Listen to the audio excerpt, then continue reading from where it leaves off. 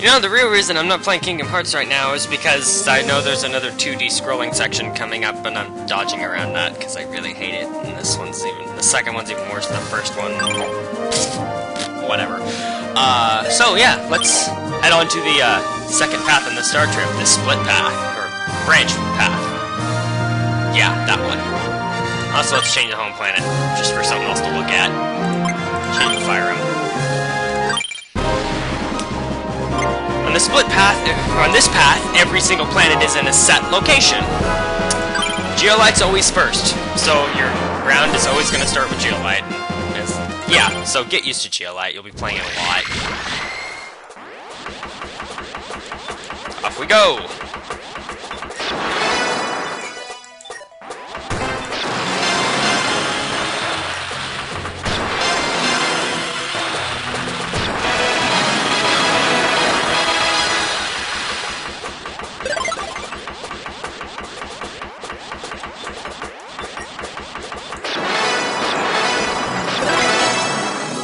What, are you expecting commentary? I'm playing a game. Leave me alone.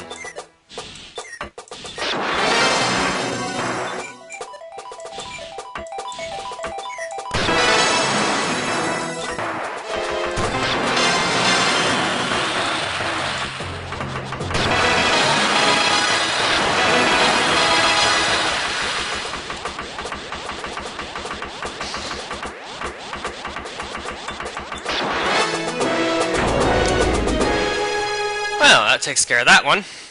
Now, let's see. For this first run, I think I'll just be going up, up, up, up, up, up, all the way up. So, next up, Zoliana. Well, we've already seen Zoliana, so we already know that it's slow and floaty. Why am I saying we? Well, I guess we is fitting in that case. Why did that happen? Weird. I wasn't paying attention.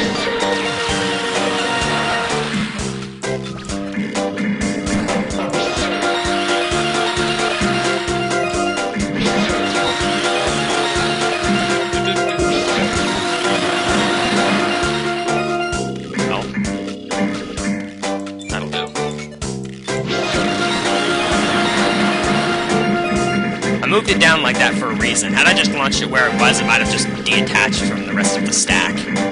Blocks kind of have a tendency to do that sometimes. Okay. More up, up, up. Grandness. Grandness is obnoxious because it's really hard to kill. Grandness has kind of an odd little gimmick where its ignition heights aren't really affected by really anything. Its ignition height is almost completely fixed. As such, it's very easy to build up huge chains and just keep going up and down. But if you want to clear the screen, you gotta do it quickly. Still, the blocks move pretty slowly in midair, so it's not that hard to do.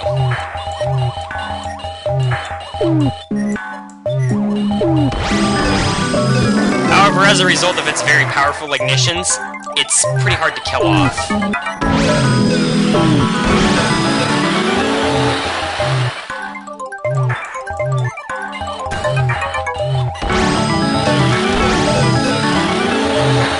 It can also be pretty hard to make screen clear sometimes for some strange reason.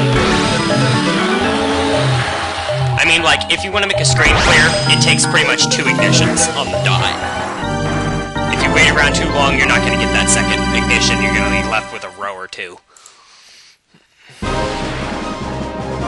More up, up, up. Bog up. We've seen bog up before.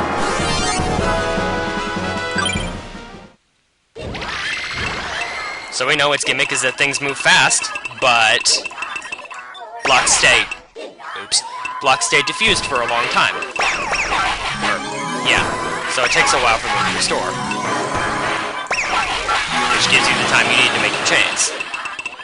Its ignitions are also pretty powerful, so you need to make your, if you're gonna link the screen, you need to do it pretty quickly and effectively.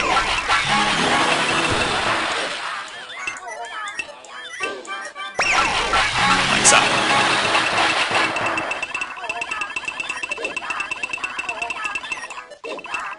Whoa.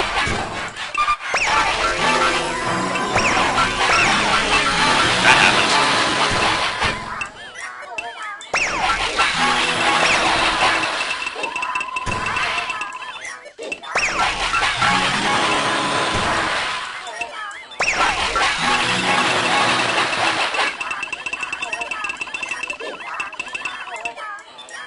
Oop.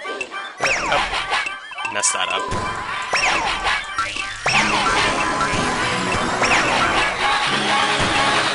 Usually I play Meteos with the screen a little bigger, so it's easier to, Okay, yeah, that pretty much just says straight up playing on an emulator, but that should be kind of obvious. Or should it? Rabbit! I love Rabbit so much! One of my favorite planets! The Gimmicks a bit tricky, but once you figure it out, it's incredibly strong. Now with Rabbit, everything moves really slowly. It's all... Look at how slow that crawls up there. And then it falls down, and they're restored. Really quickly. They restore themselves fast.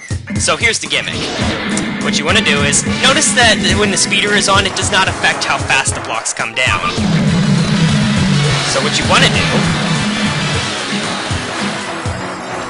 is link the screen, turn on the speeder, leave it on. Keep making links in midair. Watch that garbage counter stack up.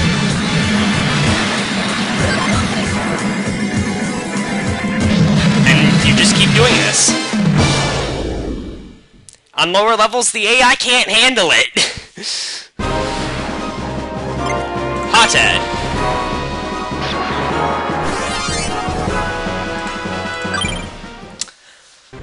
Hothead kind of feels like Gravidus, except a little less extreme. The first ignition is incredibly weak. The second, super strong. Any ignitions after the second one get even weaker than the first one, and they keep getting weaker. So, if it's not gone by the second ignition, give up the chain. Just start over.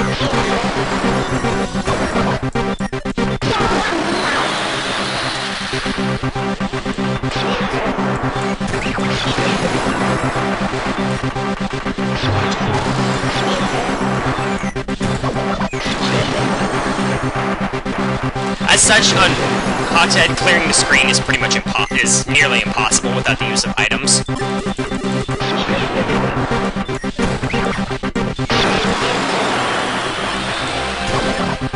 But getting a screen clear with the use of a super rocket is kind of satisfying.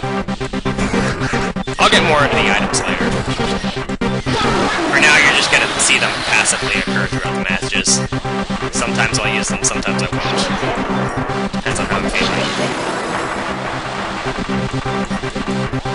The AI is actually surviving pretty decently.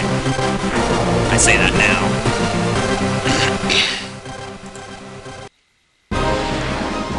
I'm running up on the time limit, so before we get to the last planet, there's going to be a small cut.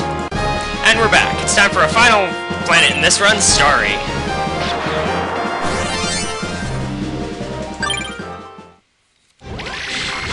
For being placed where it is, Starry's pretty basic. I'd say the hardest thing about it is that there are two different shades of blue blocks. Aside from that, it's simple. The ignitions are fairly strong.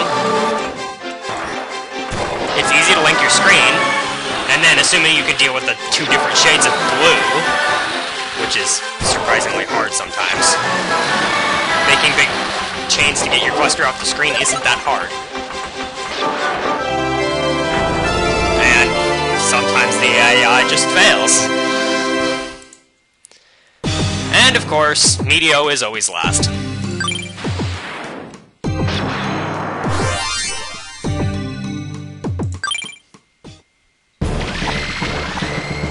Time for another round.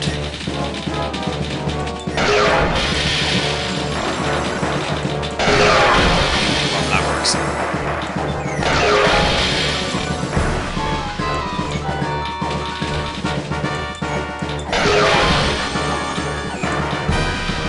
There's some blue.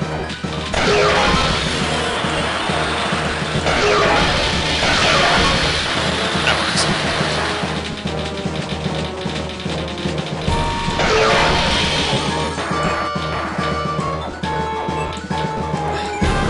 So many pink blocks. Did it. I kinda need to focus on not dying right now.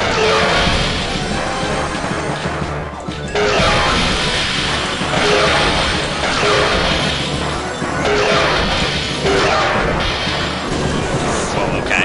This is getting chaotic fast. Oh, come on. Silly.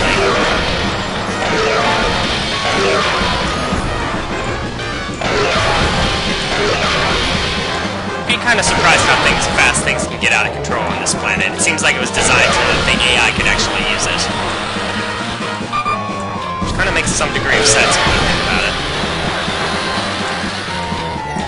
Why have the final planet be something that the AI is bad with? There we go. Sort that mess out in the right hurry. Well, that was a little tense, but whatever keeps it entertaining. The Meteo arc transformed itself into the essence of other planets to equalize its attack power. After doing so against planet Meteo, it could not regain its shape and became the new planet Meteo. None know what will happen now.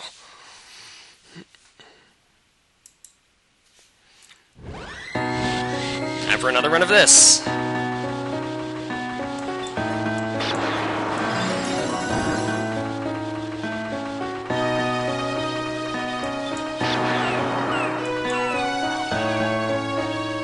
Probably should have waited a little bit on that one.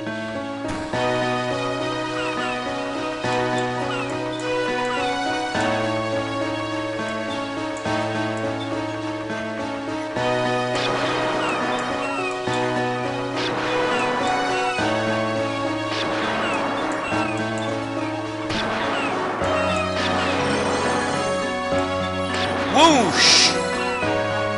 Oh, that didn't get rid of it. Really?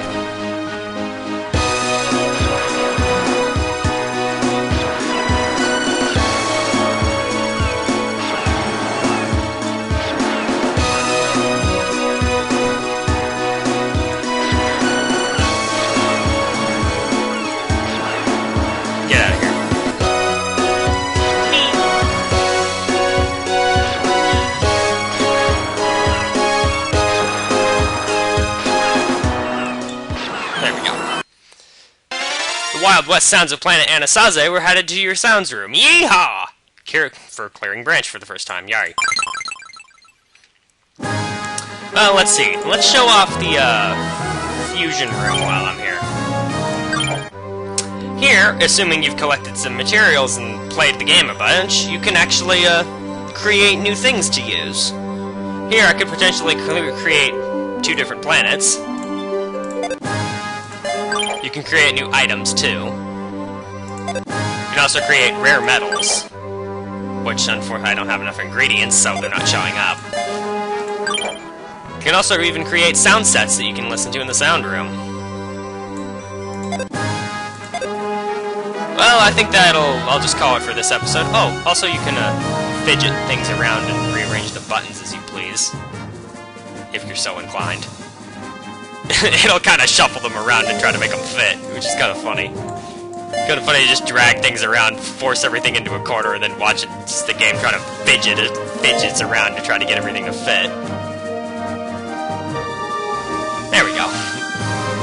Let's put this back up top.